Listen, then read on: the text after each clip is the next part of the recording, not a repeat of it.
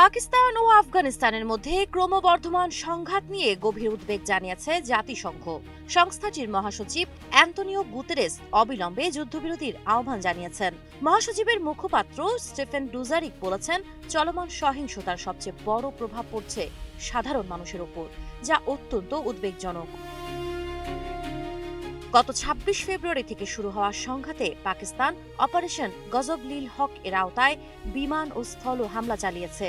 পাকিস্তানের দাবি, এতে এখন পর্যন্ত ২৭৪ জন তালেবান ও সশস্ত্র গোষ্ঠীর সদস্য নিহত এবং ৪০০ জনের বেশি আহত হয়েছে। পাল্টা আফগানিস্তানও পাকিস্তানি সেনা হতাহতের দাবি করেছে। পরিস্থিতি এখনও উত্তপ্ত। এই অবস্থায় জাতিসংঘ বলছে, সমাধান যুদ্ধ নয়, সংলাপই একমাত্র পথ।